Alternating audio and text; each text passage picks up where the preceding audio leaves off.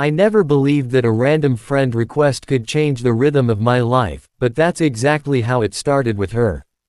One ordinary evening, while scrolling without interest, I saw a notification from a name I didn't recognize, Emily Carter.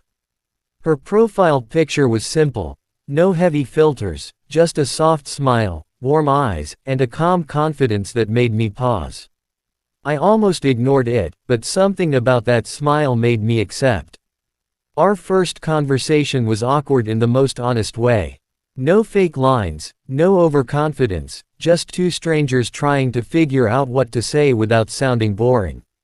She asked about my day, and I answered truthfully. I asked about hers, and she didn't exaggerate. That honesty became our silent agreement from the start. Days turned into weeks. Messages became longer. Voice notes replaced texts. We talked about everything: childhood memories, late-night fears, stupid jokes, dreams we hadn't told anyone else. She told me she had just come out of a relationship that taught her what she didn't want anymore. I told her I was tired of connections that started strong and disappeared suddenly. Somehow, our broken expectations fit together. She wasn't trying to impress me, and I wasn't pretending to be someone else. That was new for me. With past connections, I always felt like I was performing. With Emily, I felt like I could sit in silence and still be understood. The moment I realized she had become more than just an online friend was the night she called me at 2 a.m.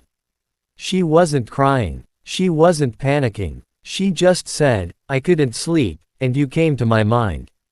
That sentence stayed with me. No dramatic reason, just presence. After that, our conversations carried a different weight. There was care in the way she asked if I had eaten. There was softness when she told me to rest. And there was something unspoken growing between us, something neither of us wanted to rush or ruin by naming too early. The idea of meeting her in person terrified me more than I expected. Online, I was confident. In real life, I overthink everything. What if the connection felt different? What if the silence became awkward? What if she didn't feel the same spark? She suggested it casually, like it wasn't a big deal. "Why don't we meet this Saturday?" she said. "Just coffee. No pressure." I agreed, pretending I was calm, but the moment the call ended, my heart started racing. This wasn't just a date. This was my first date with my new girlfriend, the person who had slowly, naturally, become part of my everyday life. The days before Saturday felt longer than usual. I replayed our conversations in my head, worried about saying something wrong. I stood in front of the mirror more times than I'd like to admit, trying to choose an outfit that looked effortless but still showed I cared. Saturday arrived too fast. I reached the cafe 15 minutes early. It was a quiet place, warm lighting, soft music, the kind of place where conversations felt private even when surrounded by people. I chose a table near the window and kept checking the door, my hands wrapped tightly around my phone. Then she walked in. For a moment, everything else faded. She wore a simple dress, her hair loose, her smile exactly the same as in her pictures, but real, alive, and somehow more powerful. When our eyes met, she smiled wider, and I felt something settle inside my chest, like relief mixed with excitement. "Hi," she said softly. "Hi," I replied, standing up too quickly, almost knocking my chair back. We laughed, and that laughter broke the tension instantly. Sitting across from her felt surreal.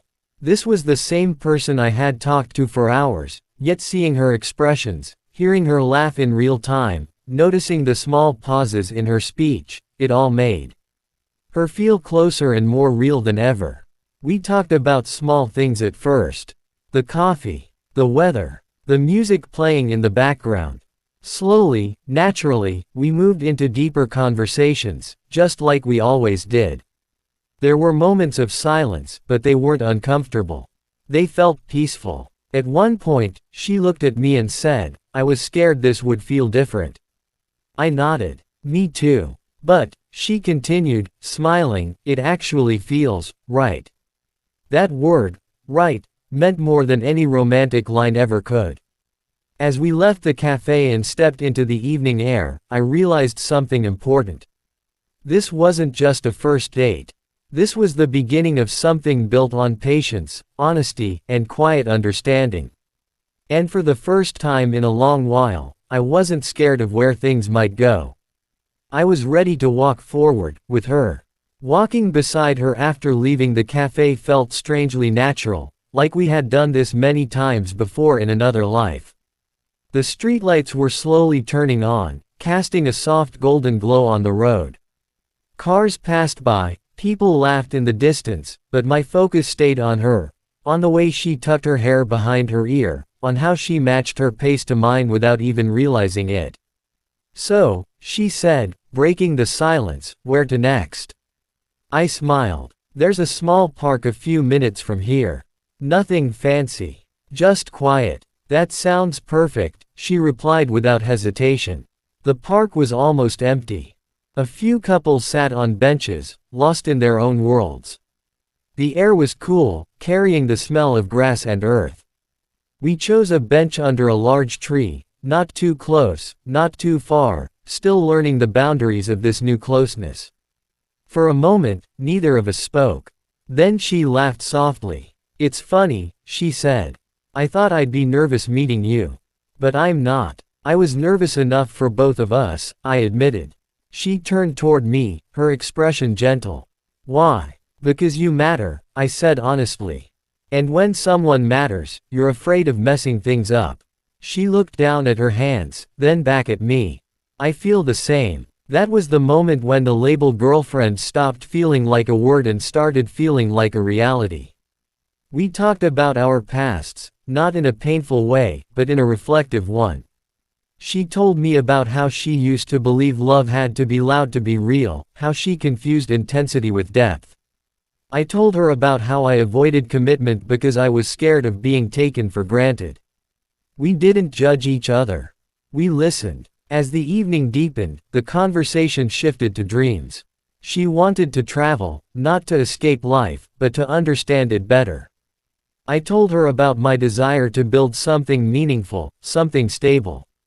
She smiled when I spoke about the future, like she could already picture herself somewhere in it. At one point, she rested her hand on the bench between us. It was such a small gesture, but it felt heavy with meaning. I didn't rush. I simply placed my hand next to hers.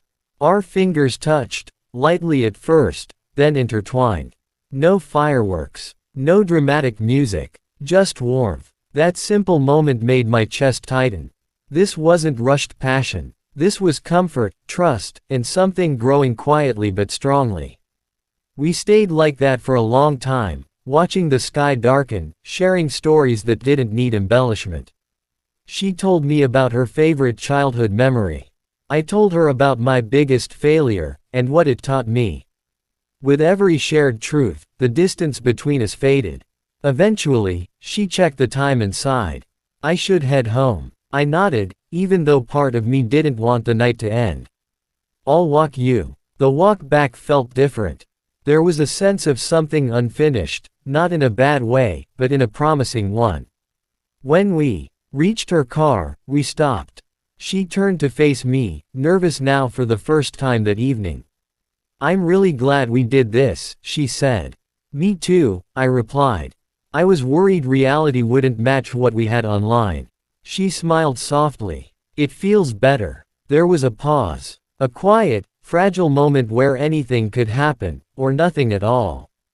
I didn't want to rush it. She didn't either. Still, when she leaned forward slightly, I met her halfway. The kiss was gentle, brief, honest. When we pulled back, she laughed under her breath. "Okay, that definitely didn't ruin anything." I laughed too, relief washing over me. Before getting into her car, she looked at me seriously. "I want to take this slow," she said. "But I want it to be real." "I don't want anything else," I replied. That night, after she drove away, I sat in my car for a long time without starting the engine. My phone buzzed. "I'm home safe. Thank you for today." "I can't stop smiling," I replied instantly. Me neither. Over the next few days, everything felt different. The messages were warmer. The calls lasted longer. There was a sense of us now, subtle but undeniable. We weren't rushing into labels or promises, but we weren't pretending this was casual either. Still, beneath the happiness, there was a quiet fear growing inside me. Because the more I started to care, the more I realized how much I could lose. And life, as I had learned before, never lets happiness stay untouched for too long. Something was coming. I could feel it, and I didn't know if what we had was strong enough to survive it. The fear I felt after that night didn't come from doubt about her. It came from knowing how rare this kind of connection was. When something feels fragile and valuable at the same time, your heart starts preparing for loss even before it happens. The days after our first date were calm on the surface but intense underneath. We talked every day. Morning messages became a habit. Late night calls became our safe space. Yet there were moments when she grew quiet, moments when her replies were slower, her voice softer, like she was carrying something she hadn't decided to share yet.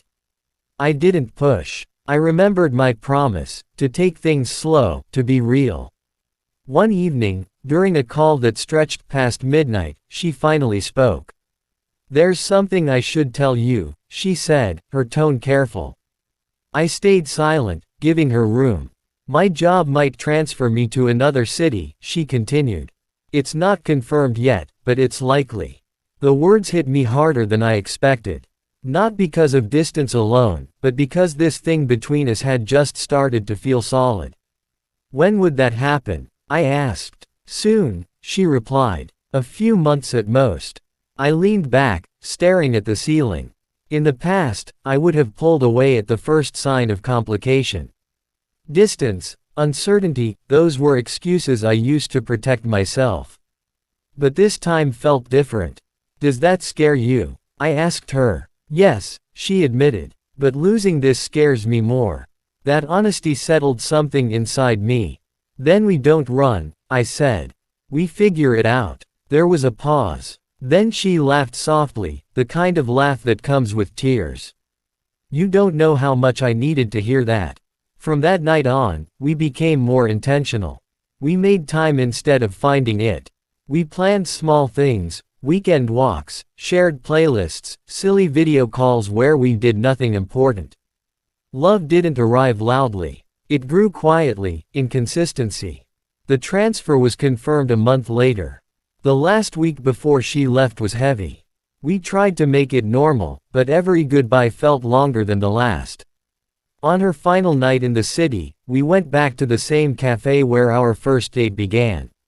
Same table, same window, different people. "We've changed," she said, looking around. "Yes," I replied. "But we started here." When we walked out, she stopped and held my face in her hands. "Promise me something," she said. "What?" "Promise me we won't let fear make decisions for us." I rested my forehead against hers. "I promise." The distance wasn't easy. Time zones, missed calls, bad days when words weren't enough. We argued sometimes, not because we didn't care, but because we cared too much. Still, we learned. We listened. We stayed. Months passed. Then one day, without warning, she called me in the middle of the afternoon. "I have news," she said, excitement spilling into her voice. "What kind of news?" I asked, already smiling. "I got approved to transfer back," she said. "Same city. Same job. I'll be home in 2 weeks."